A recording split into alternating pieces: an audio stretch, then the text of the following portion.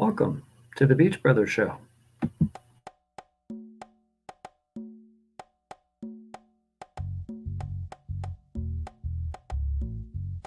So look, the Beach Brothers Show is a show where we deal with Virginia business and politics.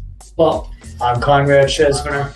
I'm a Hampton Roads political activist. Best ideas for community improvement happen to drive me. I help folks that are approaching retirement and in their retirement years. I have what I call the empowerment agenda. And that means that everything I do is focused on empowerment. You want to give a salute to Tally and Twine. It's time for you to have a high quality watch made in Virginia, made in Portsmouth, Virginia, from Tally and Twine. We want to say thanks to Southern Volkswagen Greenbrier for their great level of sponsorship. If you need a new car, you don't need to go far. Southern Volkswagen Greenbrier. And ladies, if you want your brows to say, wow, check out IamLitaWee.com. Microblading by IamLitaWee.com. I'm Seiko Varner. I do credit fixes, tax resolutions. I lend private money to real estate investors, and we do debt consolidations. If you need any of these services, contact me as provided. And now it's time to get beachy on the Beach Brothers Show.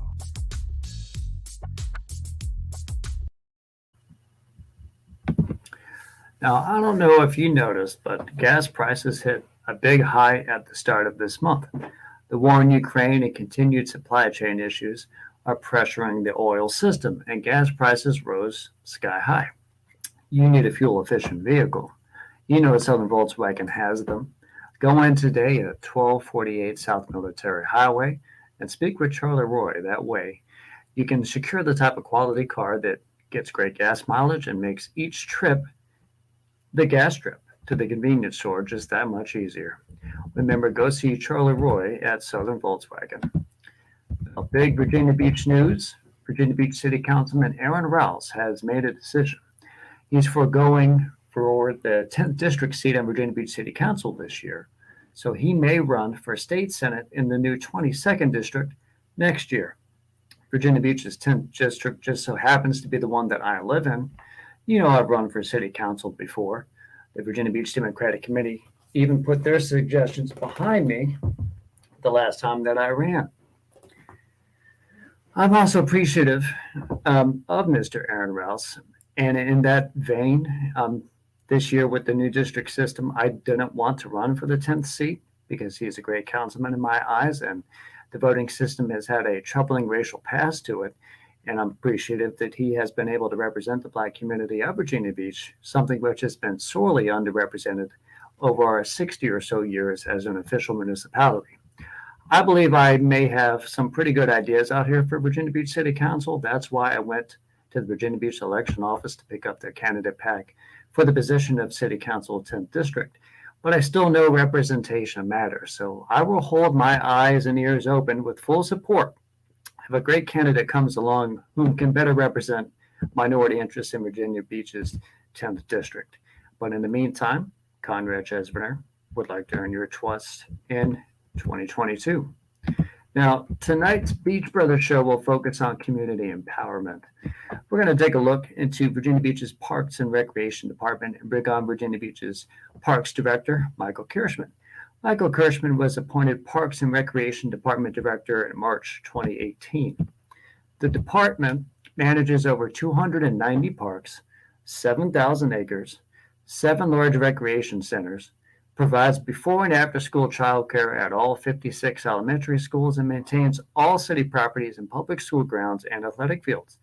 Prior to Virginia Beach, he served as Deputy Director for the McLean County, North Carolina Parks and Recreation Department, serving 1 million residents in the city of Charlotte and 6 towns.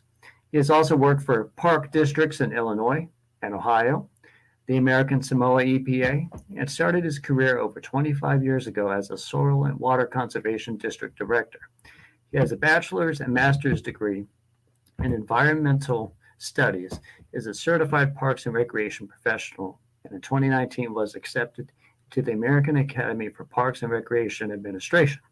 Michael is also an instructor at the National Park and Recreation Association Directors School, an exclusive 2-year professional development program for aspiring parks and recreation directors. So what I will do right now is add him right onto the screen, Mr. Michael Kirschman, the director. Hello, Conrad. How you doing?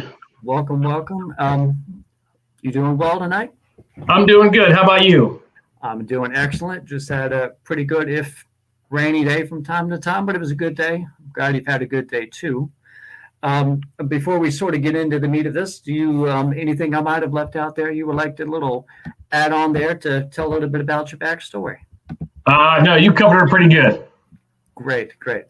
Let's go in here and sort of just dive into Virginia Beach Parks. In the year 2022, what is good with Virginia Beach Parks? Oh my goodness, there's a lot of great things going on in Virginia Beach Parks and Recreation. Right now, it's springtime, and every month and every season brings different activities, different sports, different recreational opportunities, and different challenges for the department. You mentioned it in the intro. Most people don't realize it though, that the Parks and Recreation's Park and Landscape Division, we don't just maintain all 290 plus parks. We also maintain every city property. So that's every pump station, fire and police station, the aquarium, the municipal center, every roadside median and strip of land in between the roads, the oceanfront boardwalk area, anything growing there we maintain. So right now it's pretty busy for us because it's growing season, and that means we are getting pretty busy right now. Also, the rec centers are wide open right now. They are steadily returning to normal operations ever since reopening last July. We continue to see increased usage of memberships. High school and park and rec swim leagues recently wrapped up. Youth basketball leagues that we run throughout the city recently wrapped up. Up next is adult and youth softball leagues and sand football. So athletics are busy as can be. Our special event season kicks off here. We got the annual Cherry Blossom Festival at Red Wing Park.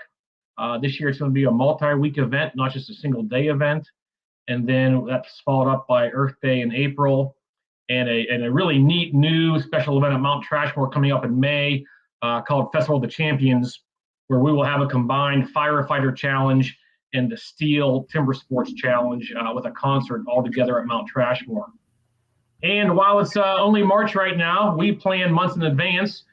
So for instance, this Saturday, summer camp registration starts. So summer camps and summer childcare is very important for hundreds and hundreds of families throughout Virginia Beach. So Saturday, the registration calls will come in, and we'll be registering kids at over 8 different elementary schools and middle schools and 5 rec centers for this summer. So we love our school partners. We depend heavily on their facilities as well. And so it's a busy, busy time, as always, in Parks and Recreation.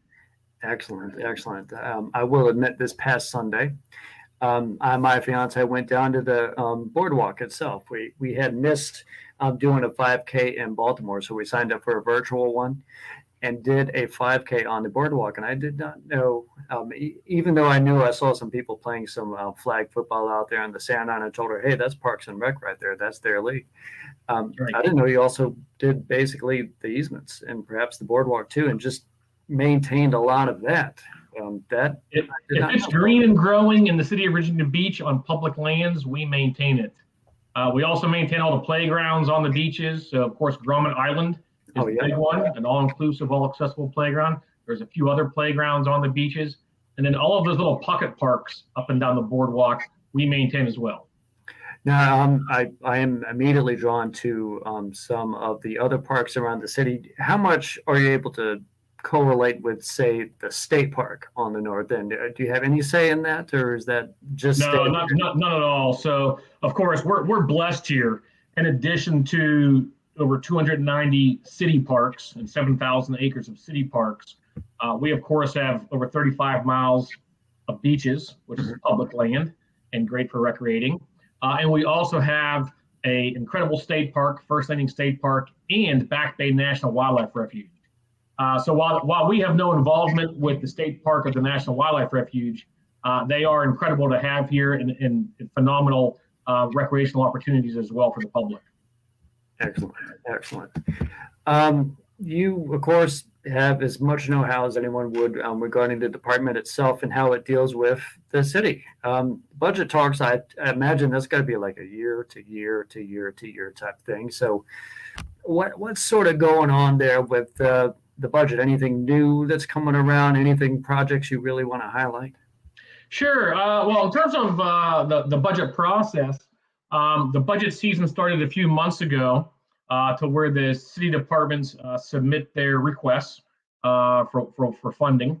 Not much is known at this point in terms of where that stands. We will all know, though, on Tuesday. So on Tuesday, the city manager will unveil his recommended budget to city council. So we'll know a lot more where the department stands, and all the departments will find out kind of what's in that recommended budget. Then after that presentation, City Council will deliberate and go through what's called reconciliation over the next several weeks prior to finally approving the budget in May. And of course, our budget kicks in July 1st. Our fiscal year is July 1st through June 30th. So we'll know a lot more over the next few weeks. And Parks and Recreation, just like all the city departments really, we have great needs. That includes a $30 million backlog of deferred maintenance, basically existing park amenities that have outlived their lifespan that need replaced and repaired. We have over 40 undeveloped park sites that are still awaiting funding to be developed for those neighborhoods and those citizens.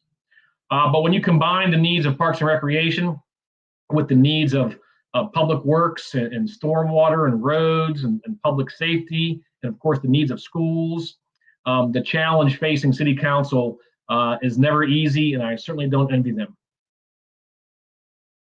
Now, if you don't mind going a little bit deeper into, say, for instance, the 40 or so sort of backlogged parts, I am reminded that Councilman Rouse, for instance, has been very instrumental in the CTAC community. Yes. And there was a park in the CTAC community that had probably been for a while not as maintained as it probably otherwise could have been, but he was probably helpful in getting it, refurbished. So, and then there's 40 other ones around the park, park system. How does that go in just terms of keeping track? I don't know that much about that. Is it just something that if you had,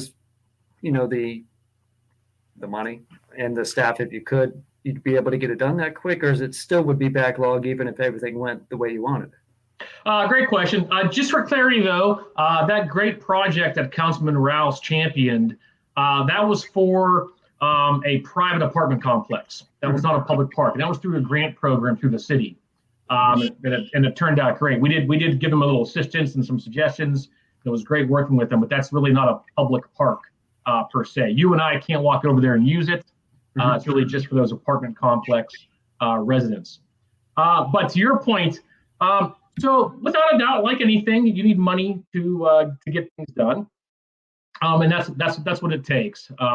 We do the best we can with the resources we're provided, just like any other city department.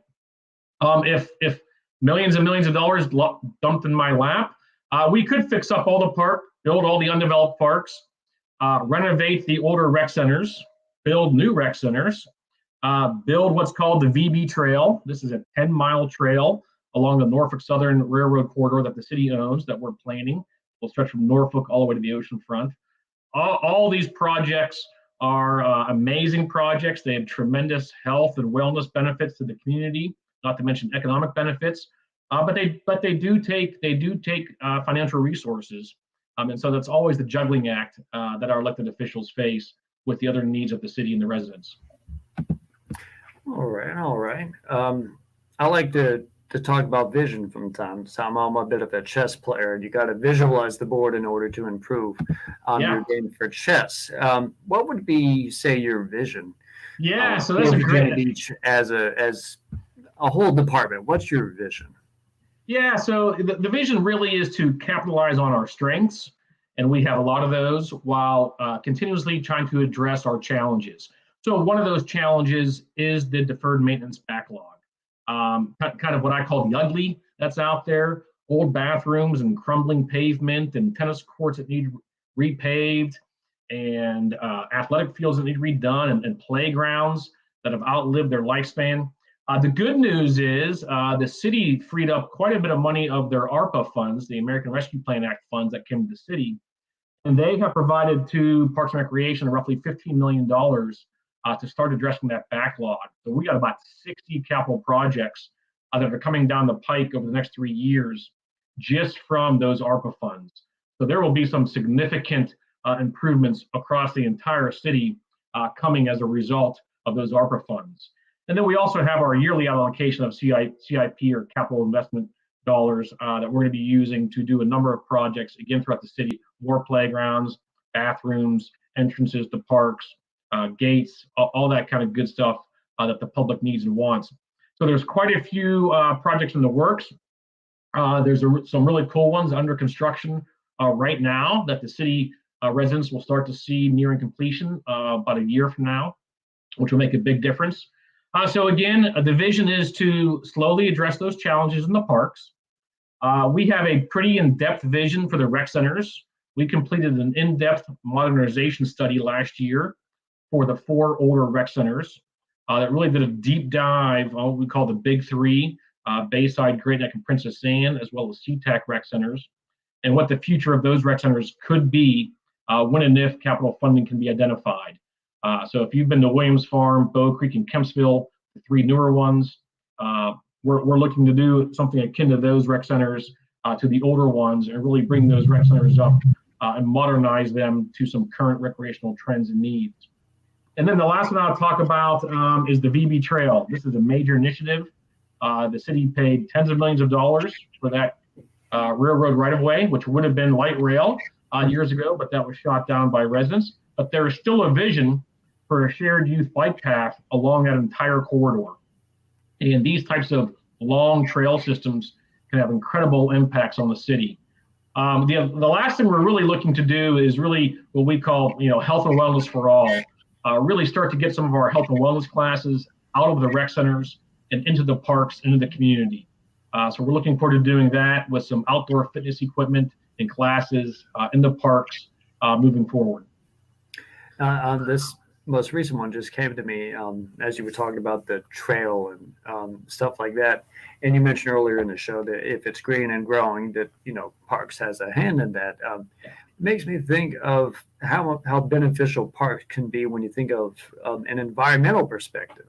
Oh yeah, here in the city, and both short term and long term as well. We have parts of the city programs departments like 2040 and visions and stuff like that, where we try to imagine Virginia Beach as a city out over the decades and things like sea level rise and all that. But parks is dealing with the land itself. And I imagine you guys are probably the battlegrounds, if you will, as to making sure the environment stays really good. Yeah, we're a big player in that arena.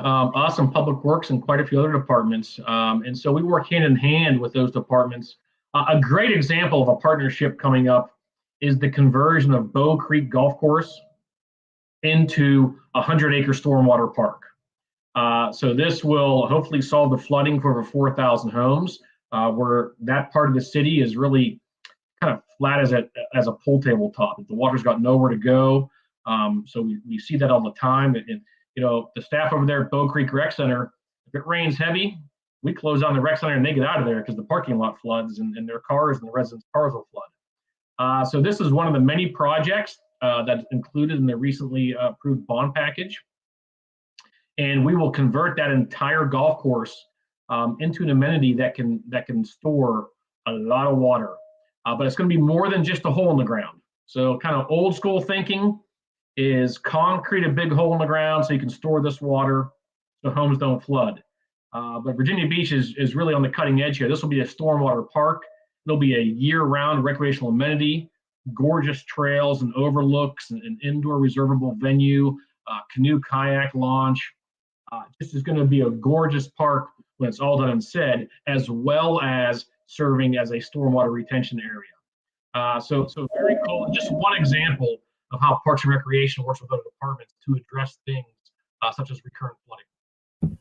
All right, all right. That area of the city of Virginia Beach also has an important part to me.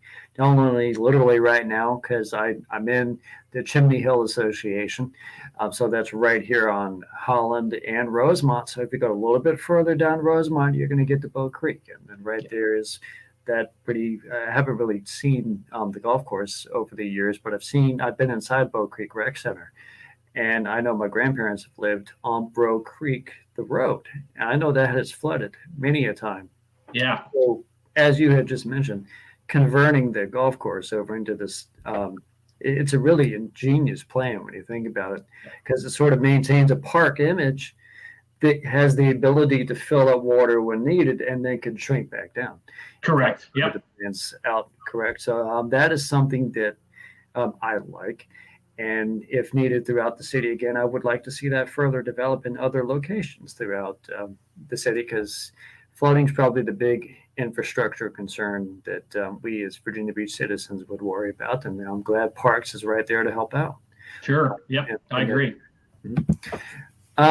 Speaking of communities, I just mentioned Chimney Hill and Bow Creek area, but this show we really like talking about empowerment, and I wanted to go in a little bit, if you could, regarding how Parks and Recreation and the many things that it does, not only for the environment, but services it does for the people. Yeah. How it empowers, say, families or individuals. Yeah, that's a great, and that's the true power of parks. Parks have this universal appeal and this need by all. So, for instance, what I love about a park is if you walk into a park, you are equal to everybody else. The park doesn't care about your income level or your race or your gender or your sexual orientation or whether you have kids or not or anything else. The park doesn't care. It's there for everyone. Parks are designed and built for everyone. And if they are designed well and programmed well, they do and should truly represent the community they serve. So a great example of this is that whenever I go to Mount Trashmore on any given day, I love just kind of looking around and seeing the faces of the community out Mount Trashmore. It's a popular site. It's a regional destination. Everybody from the city goes there, as well as other cities. And if you just go out there for an afternoon, you can see what I mean in terms of everybody's on equal. Everybody's the same there. Everybody has equal rights to everything and can enjoy the park at their leisure, no matter what they're doing. Parks also empower people really by improving health and wellness. So just one study alone shows that a child living within walking distance of a park or a playground is 5 times more likely to grow up to be a healthy weight. Now that's extremely powerful. And we know that the built environment has this incredible influence over people's activity levels and their quality of life. But the simple fact that having a park near your home can help address something like childhood obesity is huge. And then on top of the physical benefits and the health benefits, all you got to do is Google the mental and social benefits of parks. They're well documented. They're being more and more studied all the time. You will find study after study after study showing what we kind of all intuitively know, and that is that spending time outdoors in parks, they're good for you. It's good for your health. It's good for your physical health, your mental health, and your social health. And so in many ways, parks empower you in almost every sense of your life. In terms of building relationships, kids who play outdoors tend to have more friends than kids who don't. In terms of getting fresh air, spending time in, if you're somebody with ADHD or you have a child with ADHD, a walk in the woods has been shown to reduce the symptoms of ADHD as if the child took a dose of medication. So there's just incredible research out there on just how empowering parks are really to every aspect of your life. Nobody ever complained about spending too much time in parks or spending time outdoors in nature or enjoying the outdoors. And so I would just encourage everybody to, if you're ever feeling down, go to a park. If you're ever feeling happy, go to a park. There's never a bad time to get out there and enjoy a park with your friends and family. I will admit, when I did that little tour to the boardwalk there this past Sunday, that it was a little chilly compared to today, but it was definitely a great experience and brought another smile to my face. And I would agree that just being, especially with Virginia Beach, because the parks themselves are eclectic. They are so many different views to them. It's not like the same park at each location. But I agree, and we might be pretty flat around here. We don't have mountains, but we got the beaches, and you can climb the hill at Mount Trashmore and fly a kite, or you can go to the Japanese Garden at Red Wing Park and be surrounded in that environment, or you can go down the Back Bay National Wildlife Refuge. There's just so many opportunities to do so many things here that we're very fortunate living here in Virginia Beach. Oh yeah, the Back Bay one I really need to catch a look at. I was born here in 1986. I've never been to Back Bay. Oh my goodness, you need to get there. I don't know how I've missed that over the years. I've been all over the northern parts. Lived in the central parts. Worked at the ocean front since 2005. For some reason never got down to Back Bay. Even when I ran for office before, the farthest I got down was down to Creeds. Okay. All right. Yep. Pungo's a beautiful area, I tell you. Especially because I think this year they weren't able to do the Strawberry Fest. Hopefully they're able to do that. I recently heard that's been canceled again this year, unfortunately. But never fear, strawberry picking season's coming up. Everybody can still head down to Pungo and pick your own strawberries next month. Oh yeah. That I guess that might remind me is as we near the end here is any like final ideas and thoughts about things you would like to highlight that is really cool either within the rest of March into April or throughout the rest of the year? Yeah, well, if I can, I'll definitely put one plug in for Parks and Recreation, and that is that we are just like the private sector and other city departments. We could really use staff right now. So we have a lot of full-time and part-time vacancies in athletics and childcare, out of school time, lifeguards we need at the rec centers. So if anyone's looking for a great opportunity, a great career, or even a summertime job, go to vbgov.com and check us out. We have lots of opportunities. If you have a child that's a teenager looking for their first summer job experience, we have an incredible program called the Summer Youth Employment Program, where we will place your child in one of many city departments, and they will gain valuable job skills, everything from resume building to budgeting, plus learning valuable skills on the job at their work site over the summer. And then I would just say, if you're interested in health and wellness and fitness, I'm a racquetball player, recently got into pickleball as well, but our rec centers really have everything. So if you're in the swimming laps or if you want to work out in a fitness center, walk on the indoor track, or play some sports in the gymnasium, basketball, pickleball, table tennis, volleyball. We got everything for you there as well. So again, do yourself a favor and come on out to a park or a rec center anytime. I would have to second that opinion. As I think back to my great years as a child in the 90s, I remember riding the bike from Sangaree Circle, which is near Federal Parkway, all the way to the Kimsville Rec Center, and how much fun I had at what was then a different building.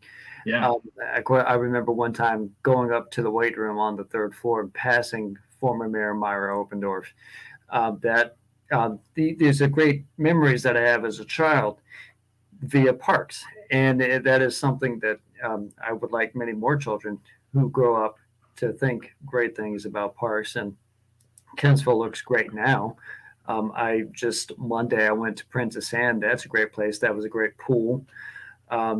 Everything there at Game Room, spectacular. So I just want to shout out everything I could with regarding parks. And yeah, everyone go enjoy it. And if you want to help out through it, it's all a good thing. But otherwise, I would just like to state that I'm thankful for you coming on the Beach Brother Show tonight, Director Kirschman. Your input on the community through parks is invaluable. And I hope you have a great night, and I can't wait to catch up with what's new in parks down the line and later in 22, perhaps 23. Sounds good. Well, thanks for having me, Conrad. Happy to be here. Thank you, sir. Have a great night. All right. You've watched a fantastic Beach Brothers Show episode. Thank you for that. I want you to go on to Facebook and follow and like our page. I want you to go to YouTube, subscribe to and share our videos. And of course, I want you to watch us when we come on again soon. And I want you to enjoy your weekend.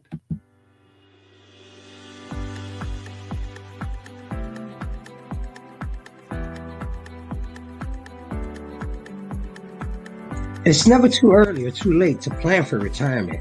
Let me show you how to protect yourself, your loved ones, and your assets from loss due to catastrophic decisions that may affect you the rest of your life. Please call me.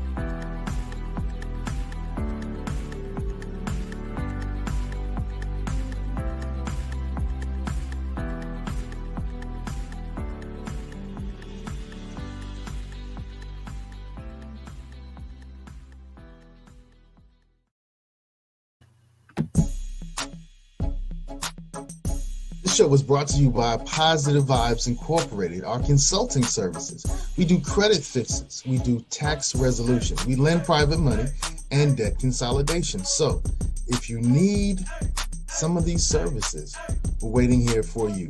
Credit fixes, tax resolutions, private money, and debt consolidation. Make sure you call Positive Vibes Incorporated.